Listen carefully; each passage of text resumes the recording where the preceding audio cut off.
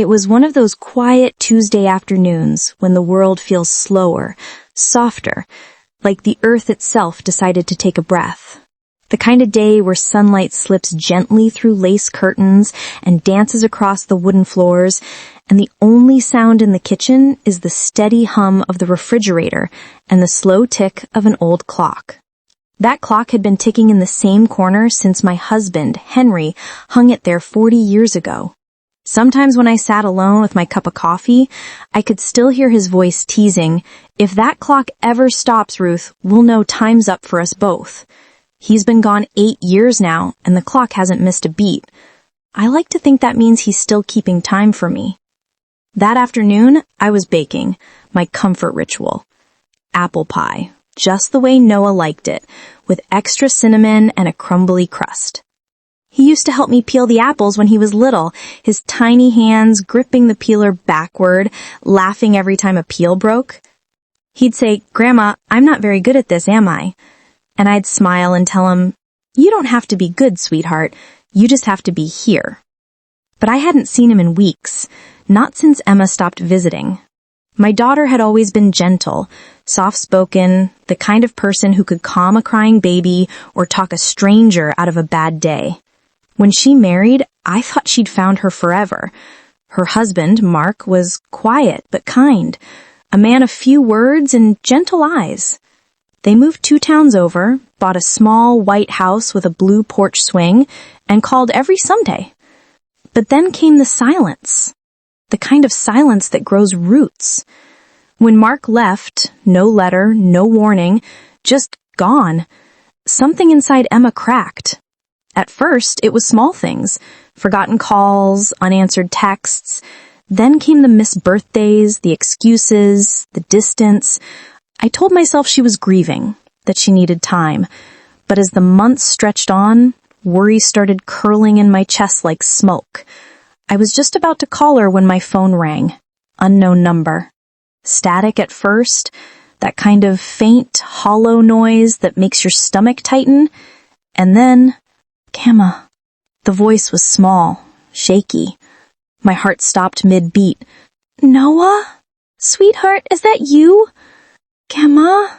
he whispered, and I could hear his breath hitching like he'd been crying for a long time.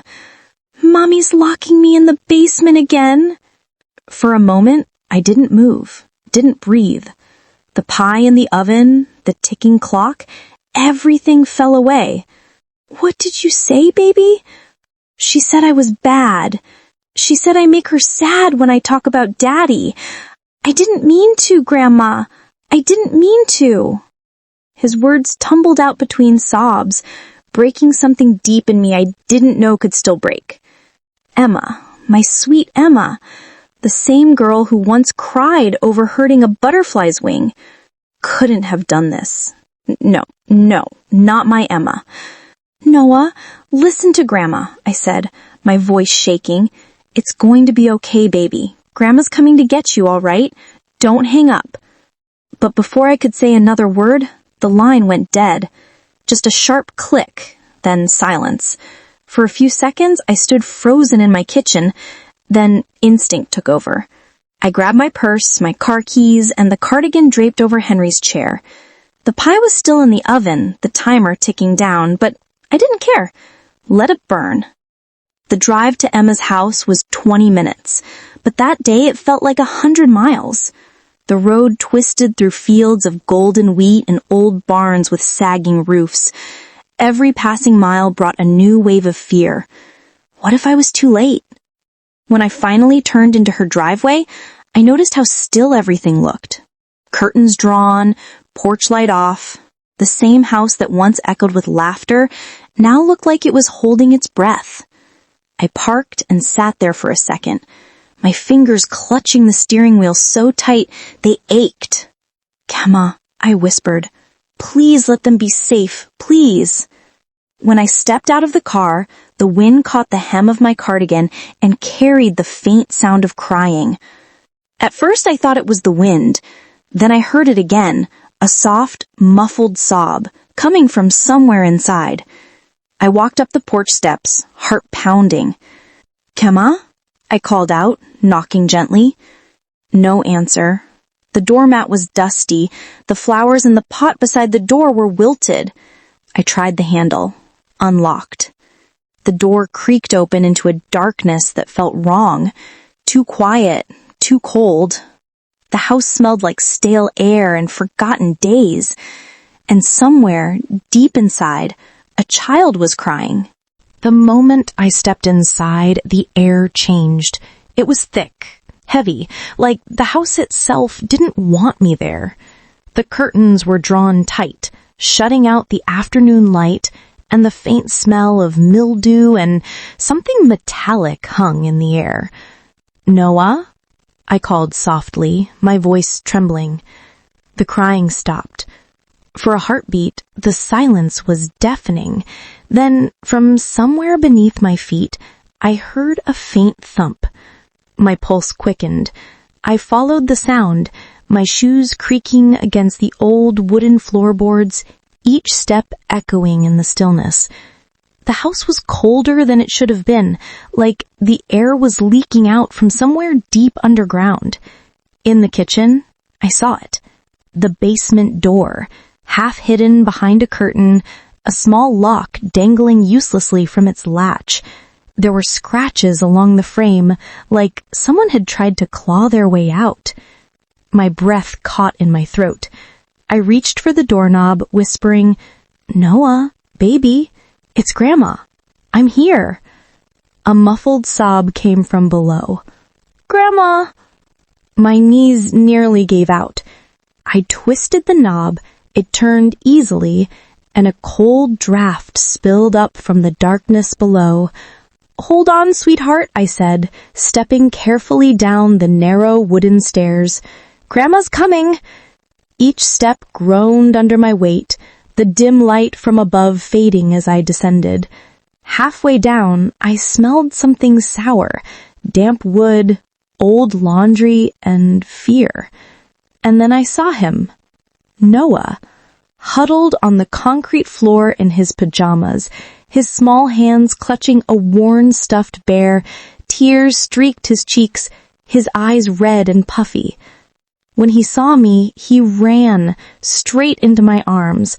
I dropped to my knees and held him tight, feeling his little heart hammering against my chest. "Oh, my baby," I whispered, stroking his hair. "You're safe now. Grandma's got you." He shook against me, words tumbling between sobs. She said Daddy told her to do it, that he's in the walls, Grandma. He talks to her." I froze. The air seemed to shift, heavier, colder. "What did you say, sweetheart?" He pointed to the far corner of the basement, a dark patch of wall where the concrete looked damp. "Daddy's there," he whispered. "She talks to him every night." A chill crawled up my spine. The wall was covered in faint chalk drawings, messy, childlike shapes, stick figures, a house, a tall man, and words scrawled in shaky handwriting. He never left. My throat tightened. "Noah, has Mommy been down here with you?" He nodded slowly. "Sometimes she just stands there, talking, saying she's sorry." I wanted to believe it was grief, that Emma was just lost in her sorrow, but something about the way those words were written, jagged and frantic, made my stomach turn.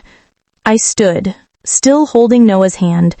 "We're leaving, sweetheart," I said firmly, "right now."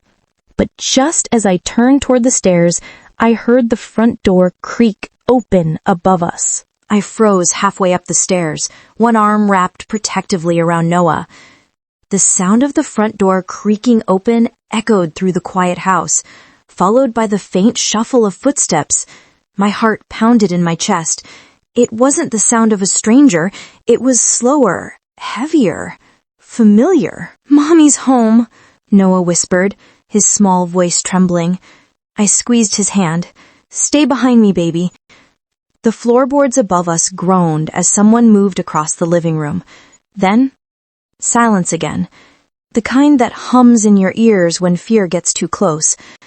I took a deep breath and climbed the rest of the stairs, keeping Noah tucked behind me. When we reached the top, the smell of apple pie and cinnamon from my sweater suddenly felt cruel, like a memory of a world that no longer existed. "Emma," I called, my voice breaking the quiet. "It's me, sweetheart. It's Mom." No answer. Just the faint sound of breathing somewhere near the kitchen. I stepped forward, the light from the window cutting through the dim room and falling across her face. She was standing by the sink, still, almost statuesque. Her hair was unkempt, her eyes hollow. But it wasn't just exhaustion in her face, it was something else, something fractured. "Mom?" she said softly, almost a whisper. "What are you doing here?" Her tone sent a chill through me. Not angry, but detached, like she was somewhere far away. "I came because Noah called me. He was scared, Emma. He said you—" "I told him not to call," she interrupted, her voice cracking. Her hands trembled as she gripped the edge of the counter. "He doesn't understand. You don't either." "Then help me," I said, taking a cautious step closer. "Help me understand." Her gaze flicked toward Noah, who was half hidden behind my leg. For a moment, something soft flickered in her eyes. Guilt, maybe. Then it vanished. "He talks to him," she whispered, looking past me toward the ceiling or maybe the walls. "Mark, he's here, Mom. I hear him every night." The air in the room turned heavy again. I could hear the clock ticking faintly from the hallway, that steady rhythm that always seemed to follow me. "Emma, honey," I said gently, "Mark's gone. You're just— don't," she snapped, her voice slicing through the stillness. "He's not gone. He tells me things. He tells me what Noah says when I'm not listening. He told me to keep him safe down there." Her eyes darted toward the basement door, wide and glassy. "He said the bad memories live in the light. He said Noah has to stay where it's dark, so the memories can't find him." Tears filled my eyes. My daughter, my sweet, gentle Emma, was lost inside her grief, trapped in something she couldn't climb out of. I took a step closer. "Emma, honey, please, you need help. Let's just sit down, okay? Let's talk." She shook her head, whispering. "He'll be angry." I reached for her hand, slowly, softly, like you'd reach for a frightened animal, but she flinched, pulling away, and that's when I saw it. Her wrist, red, raw, scratched like she'd been clawing at herself. My heart cracked. "Sweetheart, please," I begged. "You're not alone. Let me take you both home with me. We'll get through this together." But she wasn't looking at me anymore. Her eyes had drifted past my shoulder, toward the stairs leading down to the basement. She whispered something under her breath. At first, I couldn't make it out. Then I heard it clearly. "He's down there again." And before I could stop her, she brushed past me, moving toward the basement door. "No, Emma!" I cried, clutching Noah to my side. But she was already at the steps, descending into the darkness, her voice murmuring softly to someone who wasn't there. Noah's hand tightened around mine. "She's talking to Daddy again. He tells her bad things." I didn't know what terrified me more, the sound of Emma's voice below, or the faint whisper that followed it. A voice that didn't sound like hers at all. For a moment, I couldn't move. My heart was pounding so loud it felt like the walls might hear it. From below came the sound of Emma's footsteps, slow, deliberate, each one groaning under her weight, and then a murmur, soft at first, a whisper that didn't sound human. I held Noah close. "Stay right here, sweetheart. Don't move." He shook his head, tears streaking his cheeks. "But she'll be mad, Grandma. She gets mad when I leave the basement." I knelt down and cupped his face, forcing a smile I didn't feel. "She's not going to be mad anymore. Grandma's here now, okay? "You're safe." He nodded weakly. I kissed his forehead and rose to my feet. The open basement door yawned before me, a dark mouth breathing out cold air. I hesitated only a second before stepping down. Each stair creaked louder than the last. Halfway down, I could see Emma's shadow on the wall, moving slowly back and forth. "Emma?" I called softly. No response. The air was colder now, heavy with that same metallic tang, and beneath it, something else, a whisper that wasn't quite a whisper, like the sound of breath brushing against my ear.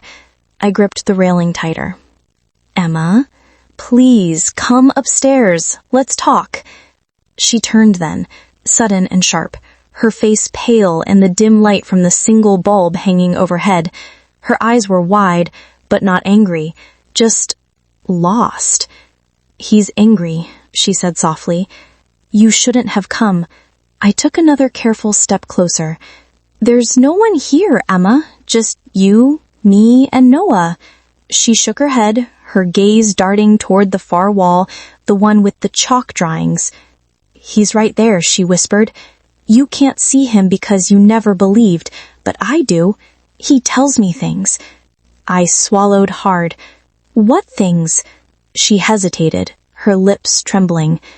"He says he never left because I wouldn't let him. That's why he's angry. That's why he hurts Noah. Because of me."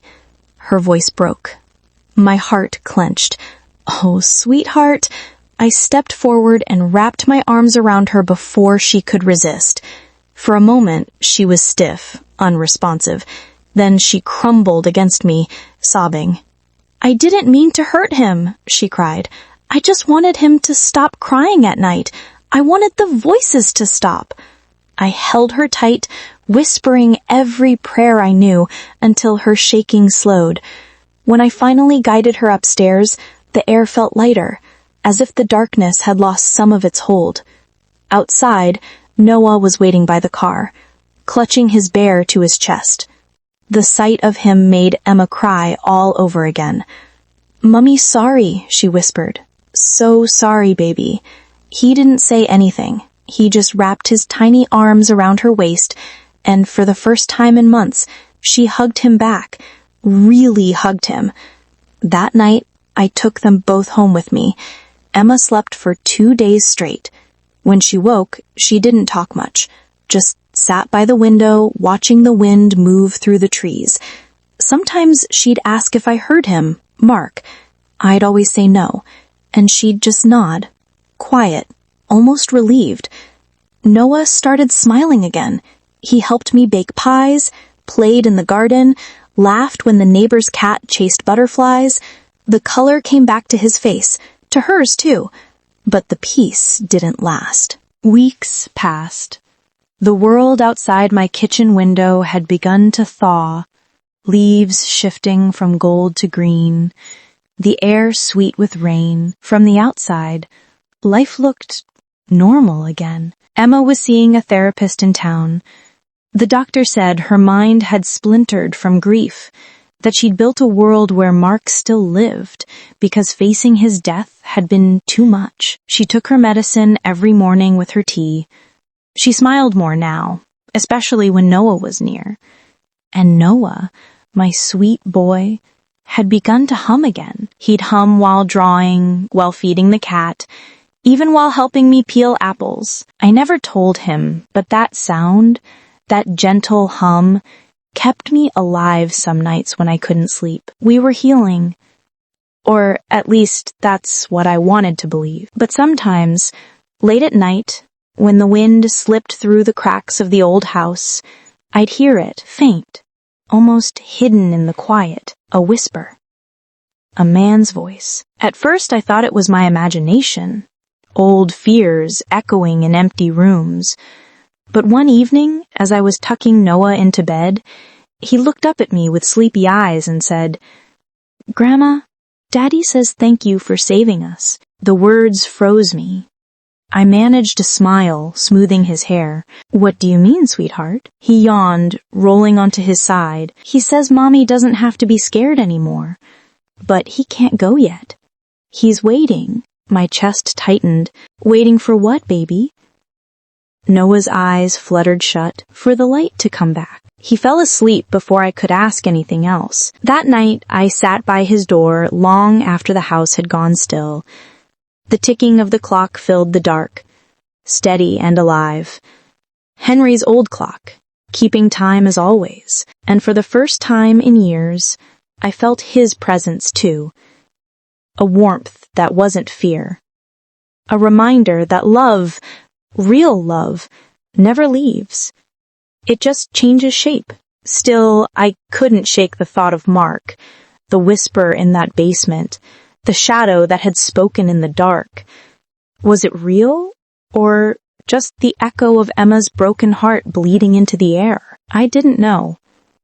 But the question haunted me. A month later, Emma said she wanted to go back to her house, to face it. I didn't want her to, not yet.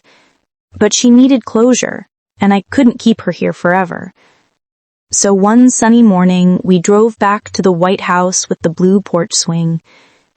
It looked smaller now, quieter.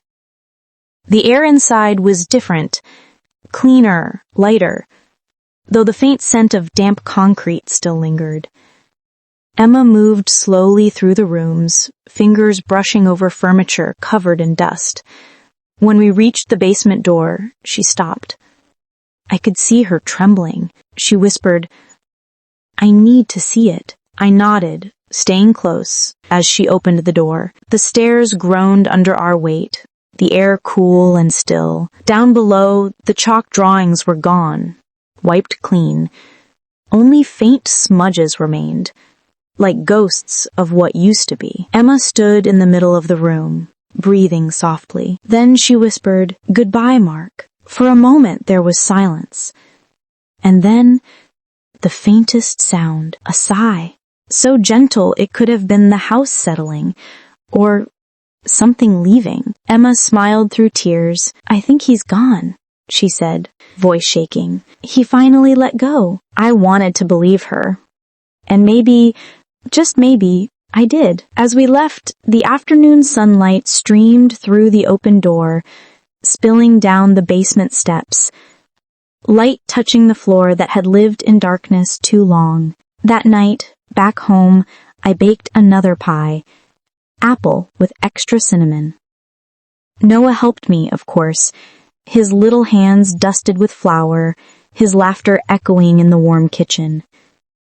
When the timer dinged, I felt that same old comfort, the hum of the refrigerator, the steady tick of the clock. But just as I set the pie on the windowsill, I heard something else, a whisper. Soft, kind, familiar. "You don't have to be good, sweetheart. You just have to be here." My heart stilled. It wasn't Mark's voice. It was Henry's. And in that moment, I understood. Maybe the dead never really leave us. Not the ones we love. Not the ones who loved us. Maybe they just wait quietly, watching until the light finds us again. I looked out the window at the stars winking above the wheat fields and whispered back, "Time's still ticking, Henry," and somewhere in the distance, I swear I heard him laugh.